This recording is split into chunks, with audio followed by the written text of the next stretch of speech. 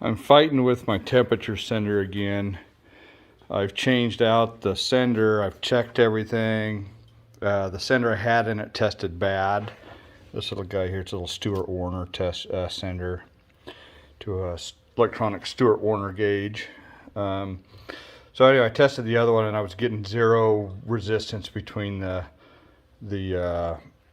piece that goes to the gauge and then the outside body. There should be a measurement of resistance between the two. This one has it, but when I warmed it up yesterday, running around with the temp probe, thermostat was open, and it still wasn't even reading 100 on the gauge. So I grounded it, and it did peg the gauge, so I know the gauge is working. Doesn't mean it's accurate. But what I've since learned, and what I'm going to try today, is I've used Teflon to seal between the intake and then also between the sender. And since these use continuity to the ground for the measurement of resistance that tells the gauge what the temperature is, that works as an insulator. And so I'm kind of hoping that once I clean all that stuff off, now pipe threads normally shouldn't need any sealer since they're tapered. They, you know, in a perfect world they always seal themselves, but since I don't seem to live in that world, I usually use Teflon, liquid Teflon on pipe thread seals. But sounds like this time I'm gonna have to clean all that off, reinsert it, and try it with that metal on metal and see if that gives me a better reading. So we'll give that a try. I wanted to show a little trick that I'm doing to drain the coolant out of this. I made a massive mess yesterday trying to drain it out faster because it's slow because that doesn't have a petcock on there, it's just a plug. So when you screw it all the way out, it shoots coolant clear back to my steering box darn near. So I can't just take the plug out and drain it because I want this is good clean coolant, so I don't want to waste it. So what I've done to get a somewhat of a controlled drip is I drape a string over the plug. Let's see if I can get in there. There we go.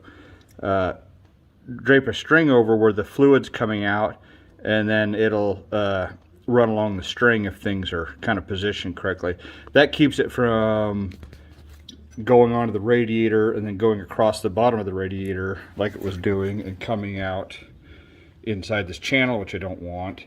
So I just want to show that little trick. If you want to, you have to drip somewhere and you want to direct it somewhere else, sometimes you could just drape a little rope or string or something on it, and it'll follow that path if all things are good. But I took that plug out and was trying to figure out what thread it is so I could put a petcock on it, and nothing I have matches. It's not a NPT thread, it's not a standard thread, it's not anything I can find. I emailed the guys that sell the radiator and they weren't sure. They think it's said it was a metric thread. So if I ever pull this radiator out again, which hopefully I don't have to anytime soon, I plan to drill that out and just tap it with the next size up pipe thread if I can. So I can put a petcock on there. I might keep trying. You know, if I don't know. I hate to order a bunch of petcocks or something and they all not fit. So I don't know if that's I looked it up on Google and it seems to be a trend of people not knowing what the thread patterns are on those. So I don't know if you guys know out there. I'd be curious. It seems to be close to a 1/4 inch. No, 1/2 inch. So like a 1/2 inch bolt is pretty close. It's just the diameter wise, but of course the thread, it's not any metric threads that I have. I've got thread cleaners and stuff and nothing I could find matched up correctly. So I'm not, like I said, national pipe thread didn't work. No standard thread, no metric thread that I could find is the same. So I don't know what it is, so I'm stuck with it for now. Again, if I ever pull it out, I think I'll drill and tap it for a MPT thread so I can put a nice little petcock or something on there. So this kind of stinks, and it's just super slow. It's probably been draining an hour now. I'll keep on trucking so I can get that sender out and clean it up and try it again. So I had to ditch that other sender. Nothing I did worked. I took it out again, both it and the coupler or whatever, that adapter deal, to make it bigger. Anyway, cleaned all the Teflon off of that, reinstalled it, got a little bit of a coolant leak, but the gauge still wasn't registering. So removed that completely, and I put a new autometer gauge and sender in it. So that's registering correctly now, or at least, you know, as the engine warms up, the gauge is getting hotter. I haven't actually checked its accuracy yet, but so that'll work. It's like I said, I got those Stuart Warner ones affordably years ago, so maybe it was no good when I got it or something. I don't know. Not a big deal. Moving on. Got that installed. So and they're nice looking gauges. I like that classic look, and I do like the orange pointer on it. Makes it a little easier to see from a distance. So I think that's a worthy upgrade. I forgot to film myself using this thing, but this is the guy that I use to refill the coolant on them. These are really slick.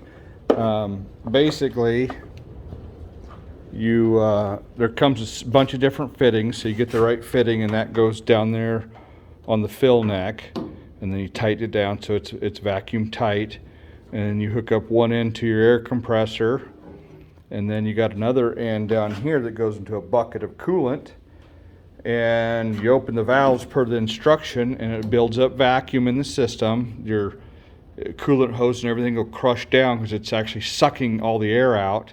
They said try to get up to -20, and if the directions say get to 20, then turn your valve off that's pulling the vacuum, and then wait for 3 seconds and watch to see if you lose vacuum. That's an indicator of a leak somewhere. But normally, so you want 20 pounds, at least 20 pounds of vacuum, and then you close off your vacuum lever, and then you open your coolant lever, and it pulls the coolant into the system. And this is a super slick way to do this, so you don't end up with any air pockets or anything in the engine, because it's pulling the coolant in. It's already sucked all the air out. So these I think are like $100 or something. If I remember, I'll put a link down in the description, but Amazon has them. But I just started using this, and I'm real impressed. It's pretty slick. It is kind of annoying having to have a coolant jug, that is full of coolant that's over the capacity, because you don't want this thing to run dry while you're sucking coolant in. So I just use one of these 2-gallon water jugs and just cut the top off it here. And then while I was doing it, it goes pretty slow. So if 2 gallons not enough, you could add more to it, or just get a 5-gallon pail and put coolant in it, whatever. I'm sure you guys can come up with something, but yeah. So these are pretty slick. Just wanted to show that. Like I said, it's more money, of course, than not having it. But I have run into issues with air pockets in engines, and they can cause annoyances that you'd rather not have. So a trick that I've been doing for a while is once I fill the coolant up, I'll take it outside because I've got a little bit of steep ground here, and just nose it up so the radiator is up high, and just run it without the cap on until the thermostat opens. So I've made it this long without one, but it is pretty slick. I recommend that if you do this very often, or have problems with air getting trapped in parts of the motor you can't get out. Got my new drive shaft built. Local machine shop fellow that I know did a beautiful job on this. It's just fantastic, and the way he does it is he's a perfectionist. So heated, straightened, all that, balanced, and all good components. So I'm real excited. I just test fitted it. It does fit as is, with about a hair of clearance between the cross member that's behind the transmission. So I'll jump under there and show you what I'm going to do there. But I'm real tickled with this. He did a beautiful job, so I'm sure it's going to work out real well. Slip under here and show you the cross member that we're clearance with. So this guy right here, the driveline just barely goes underneath of this, but it does fit, so that's good. So I'll be able to leave this cross member, which was my preference, and I'm just going to notch this chunk out, but I'm going to leave the top going across here, and then I'm going to box this in, run plates on each side to box that in, and then I'll build a driveline hoop here, which will tie the bottom of the cross member back together and reinforce what I cut out. So I think that ought to work fine, and I get my drive shaft loop in a convenient spot that's should work just good. So I'm sure that between here and the top of that's going to be plenty of driveline clearance for what I'm doing, at least I hope so. So we'll get that cut, notched, boxed in, and we'll slip the drive shaft back up in there and see how it looks. Got my notch put in, just mocking things up, take a look, make sure I got enough of a notch. And then as you can see, I'm plating that in to box it back in. It's pretty, you can feel it's pretty weak right now, just grabbing it obviously, because there's only a little piece of plate holding the cross member together now. So I'll box these in, finish boxing them in. That'll strengthen it up a little bit more, and then I'll plan to build a loop that goes under here that'll act as a cross member reinforcement and the driveline loop. I'm kind of thinking taking a piece of plate that starts back here somewhere and goes up over the frame or over this cross member and back down to help reinforce what I cut out of here. Because if I had a, you know, heck, even a 1/2 inch going across the top there, that would, especially on both sides, that would considerably reinforce this piece. But also having that under piece bolted in there would tie it back together too. So I'll see how I feel a little bit about doing that. There's plenty of clearance above the cab there to add something, and I could be pretty easy to weld it in from underneath here without having to take that cross member out. So but that should be plenty of clearance for that cross member. That's about as much as I have suspension travel in the back, and even if I smash my suspension all the way down, that drive line's not going to come up that high being where that is. So I don't imagine I'll ever have issues with that, knock on wood anyway. Here's what I ended up coming up with for kind of boxing that piece in. Remembered that I needed a place to put the parking brake cable, so I drilled a hole for that. I had to drill two because after I put that up there, I realized that that wasn't center of the truck like the parking cable's supposed to be, so I just drilled another one and came over a little bit. Still not as, it's still got a little bit of flex to it, but I'll make a nice heavy duty bottom piece that bolts on for the hoop, and that should tie it all back together and sturdy it back up. So this alone, if I had the cab off or something, I could really just kind of like when you box your rear end, or you know, you notch the rear end and box it up and over. I couldn't do it here. I don't have enough room. Not as critical as the rear end either, but like I said, once I build that hoop brace, I think that will be plenty sufficient to reinforce it back to the way it was. So I've got the drive line reinstalled. Everything looks good. I got some clamps to clamp on the turn downs, so I didn't want to weld them because, you know, if I want to take them out and put tailpipes or do something different, I don't want to be cutting them off. So I got those fancier stepped clamps that go over the expanded and the non-expanded end for just that purpose. So those work good. So we're making some progress. I just threw the parking cables out here for now. I've ordered some shorter ones that I think will just be long enough, and then I'm going to do some probably cable clamp type setup to get it all hooked up, but we'll worry about that another day. I'm going to try to get my seat mount seat installed today for finish the mounts and get it installed. So the back side, the floor is flat all the way across the back, so you can see where it touches down here. That whole brace is flat where the mount. So I've got two mount holes here, but the downforce will be sitting on the bed, or sorry, the cab floor. But in the front tapers, as you can see. So what I've done is I've got this little tab made here, and I'm just going to get some solid rod and just stick it in there and then weld it top and bottom. And that way, because the seat's going to be mounted out towards the outside here, and I don't want this pushing down here to pull up over here. I'd rather everything be down pressure. So I'm just going to add these little, this just on the front. I think the back's fine. Add these little tabs out here, so the weight will always be pushing down on the floor, not trying to pull those bolts out or in an upward way, kind of like a crowbar effect. So I got this little, so I'll get that little piece made and welded in there and see how that looks. Here's what it looks like with that piece welded in. So I just had some 5/16 steel rod or something like that. So we just welded in. Probably want to take it off. I might run a beater tube down the back side, but main things, that's just for down pressure as much. Well, I guess if you wrecked, it'd be the same thing, but the seat belts, I don't know if they'll be tied to this or not, but that ought to be plenty strong, I think. Seat is mounted. I think I liked how it came out. I drilled access holes here to get the nut on the rear mounting bolt. Did that on both sides. Got that mounted out here.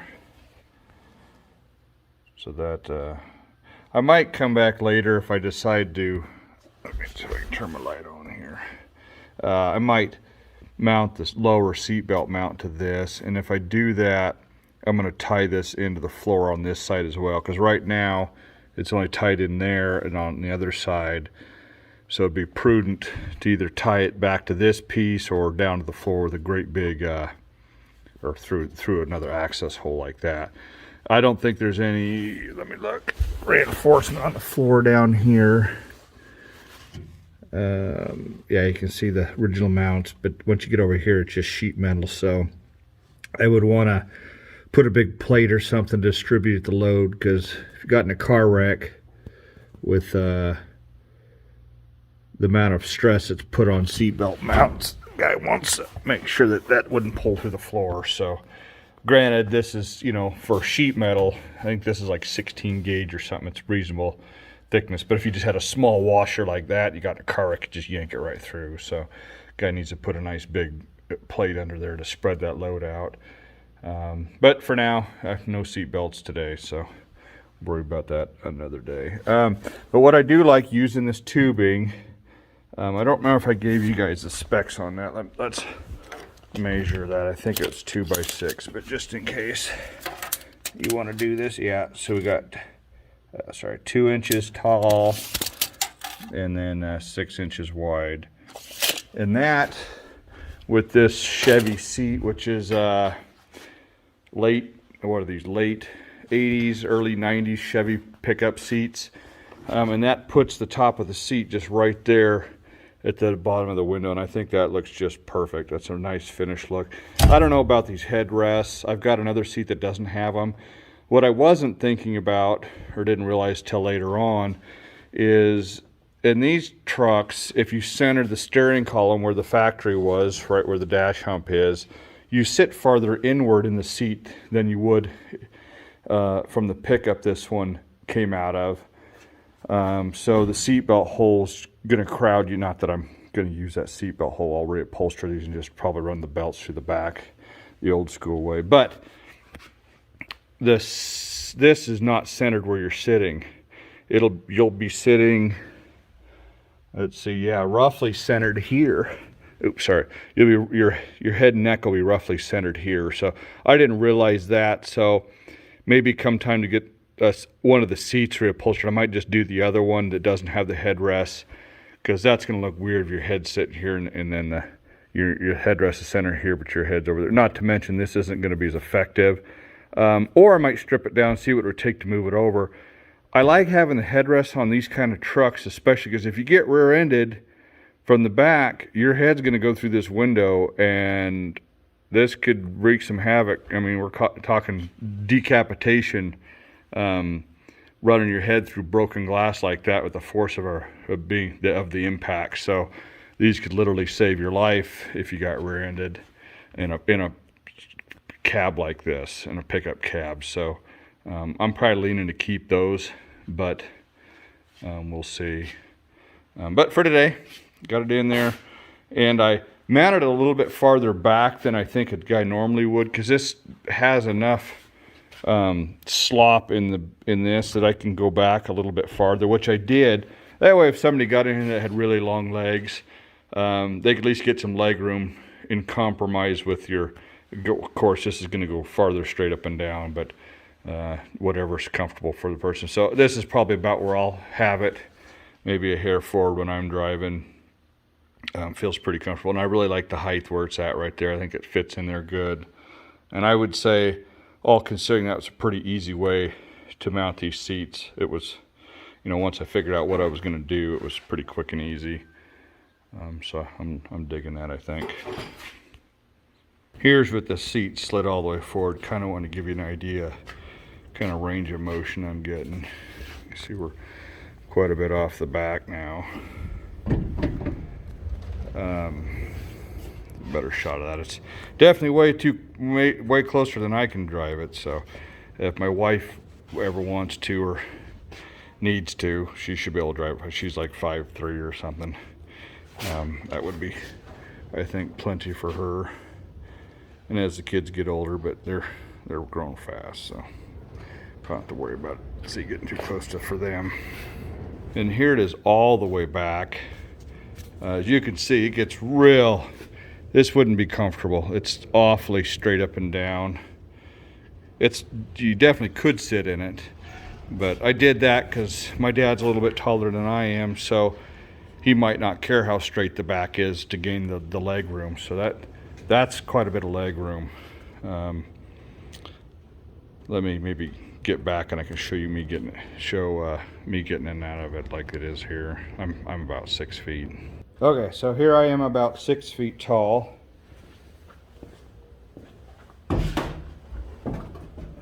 So it's not real comfortable on your back, obviously, but leg room wise, I mean, I can touch the firewall with my tippy toes, so that's good. And right here, I've got my leg pretty well flattened, but clutch wise, like I said, guy could definitely be quite a bit taller and could definitely drive this reasonably comfortably. That's, I think, an issue with the original seats that were in these. The cushions in the back were really thick, so even when they were already back or all the way back, I don't. Of course, what do they say? People were they were shorter in the past, but not so sure about that. That's about where I would want it for normal driving, I think.